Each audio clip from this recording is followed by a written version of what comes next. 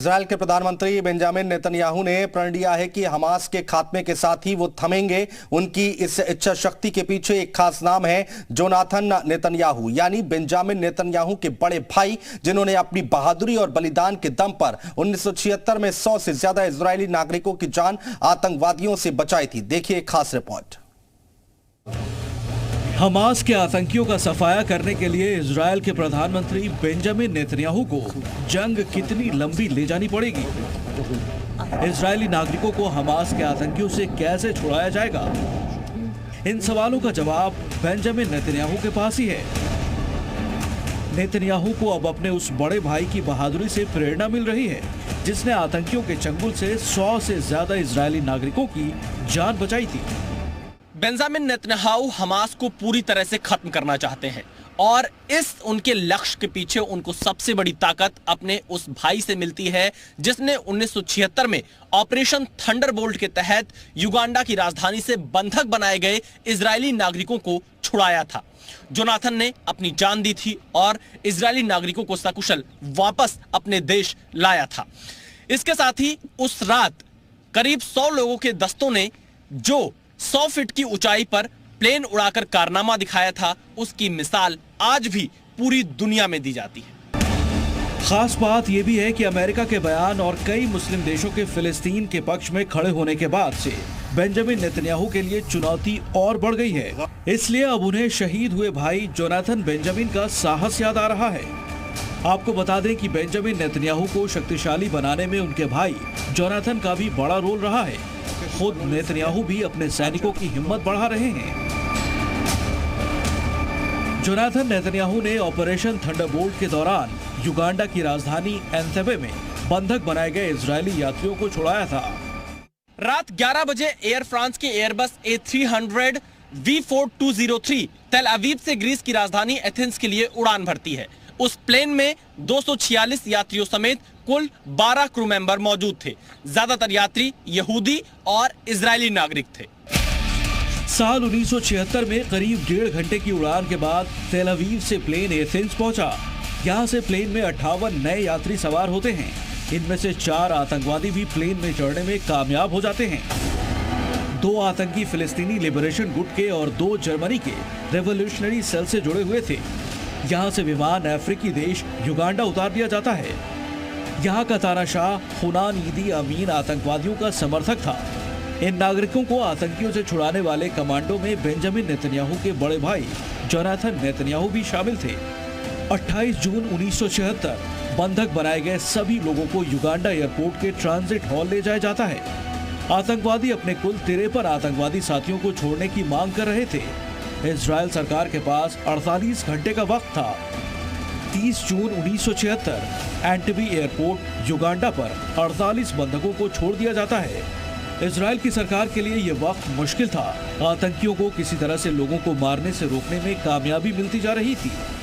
इस बीच 3 जुलाई 1976 इजरायल बंधकों की रिहाई के लिए रेस्क्यू ऑपरेशन की तैयारी होती है।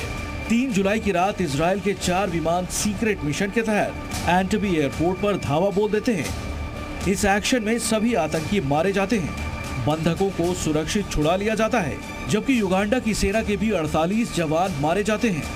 53 मिनट के इस ऑपरेशन में इजरायल का एक कमांडो भी मारा गया, जिसका नाम था जोनाथन नेतन्याहू।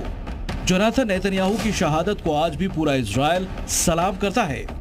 बेंजामिन नेतन्याहू भी कुछ इसी बात से प्रेरित होकर हमास के कब्जे में आए इजरायली नागरिकों को छुड़ाना चाहते हैं। साथ ही हमास के आतंकी हमले के बाद उसे हमेशा के लिए धरती से मिटाना चाहते हैं। ब्यूरो रिपोर्ट, जी मीडिया। आतंकी संगठन हमास की नफरती सोच दुनिया के कई हिस्सों में तबाही मचा रही है। इजरायल पर हमास के हमले के बाद कई देशों में नफरत का जहर फैला है। इस बार ISIS आतंकी ने बेल्जियम में खूनी खेल खेला। ब्रसेल्स से शिकागो तक आतंकियों ने कैसे अपने खूंखार मंसूबों को अंजाम दिया और बेकसूरों को निशाना बनाया, इस रिपोर्ट में देखिए।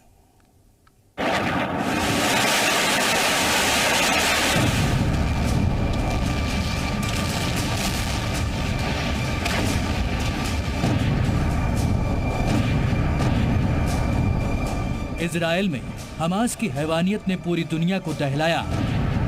हमास के आतंकियों ने जिस तरह इंसानियत को कुचला, उससे पूरी दुनिया अभी उभरी भी नहीं है और अब हमास वाली सोच दुनिया के कई देशों में देखने को मिल रही है। बीच सड़क पर फायरिंग की आवाज आ रही है। एक शख्स लोगों पर अंधाधुंध फायरिंग कर रहा है। ये तस्वीरें हैं यूरोपीय देश बेल्जियम के ब्रसेल्स की,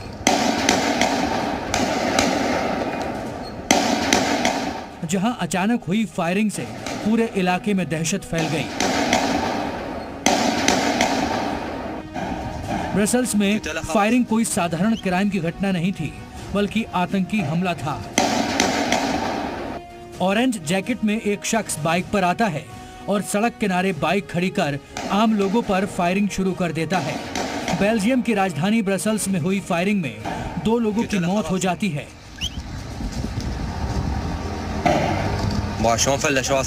मारे गए दोनों नागरिक स्वीडन के थे। दावा किया जा रहा है कि लोगों की हत्या करने वाले शख्स का नाम अब्दे सलेम अल गोइलानी है। हत्या करने के बाद आतंकी गोइलानी एक वीडियो भी जारी करता है जिसमें उसने कहा है कि मैं अल्लाह के लिए लड़ाई लड़ रहा हूँ, मैं इस्लामिक स्टेट से हूँ। हम उससे प्यार करते हैं जो हमसे प्यार करता है, हम उससे नफरत करते हैं जो हमसे नफरत करता है। हम अपने धर्म के लिए जीते हैं, अपने मजहब के लिए मरते हैं। माना जा रहा है कि यह आतंकी हमला हमास पर इजराइल के हमले के विरोध में किया गया है। जिस तरह से दुनिया के अलग अलग हिस्सों में हमास के समर्थन में नफरती सोच में हमले हो रहे हैं, ब्रसेल्स का हमला भी उसी सोच का ही नतीजा है। ब्रसेल्स पुलिस ने ISIS के आतंकी अब्दे सलेम को ढूंढकर मार गिराया है। बेल्जियम के PM ने भी इसे आतंकी हमला करार दिया है। These terrorist attacks that took place last night, and they are cowards. The perpetrators targeted specifically Swedish supporters who were in Brussels to attend a Red Devils soccer match. 2 Swedish compatriots passed away. A 3rd person is recovering right now from severe injuries. We did not let the supporters leave home until we were certain that it could be done in a safe manner. सरेआम हुई firing और हत्या की वारदात के बाद Brussels में सुरक्षा चौकस कर दी गई है।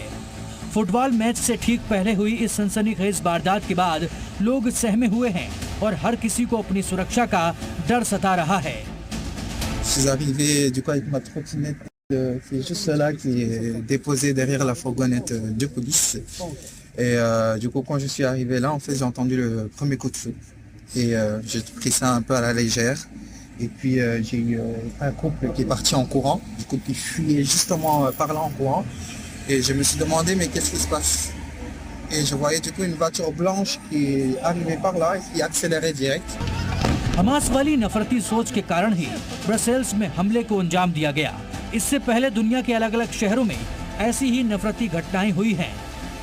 फ्रांस के अरास शहर में एक 20 साल के युवक ने स्कूल टीचर की चाकू मारकर हत्या कर दी। चीन में इजराइल के राजनयिक को चाकू मारकर घायल कर दिया गया। इसी तरह शिकागो में नफरती सोच के कारण ही एक अमेरिकी शख्स ने 6 साल के मासूम फिलिस्तीनी बच्चे की चाकू मारकर हत्या कर दी थी। जिस तरह हमास वाली सोच धीरे धीरे दुनिया में फैल रही है, वो बेहद खतरनाक और डरावनी है। 7 अक्टूबर को हमास की हैवानियत का एक और चेहरा सामने आया है। हमास आतंकियों ने 70 साल की महिला की बेरहमी से हत्या कर दी। 40 के दशक के दौरान जब यहूदियों का नरसंहार हुआ था तो ये महिला उस वक्त बच गई थी, लेकिन हमास के नफरत की आंधी में उसकी जान चली गई। हमास ने जो नफरत का बीज बोया है, उसकी जड़ें दुनिया के कई मुल्कों में फैल रही हैं। अब सवाल ये भी उठ रहा है कि मानवता के खिलाफ आतंकवादियों की ये हैवानियत वाली सोच कहां जाकर रुकेगी और हमास वाली आतंकी सोच का खात्मा कैसे होगा। ब्यूरो रिपोर्ट, जी मीडिया।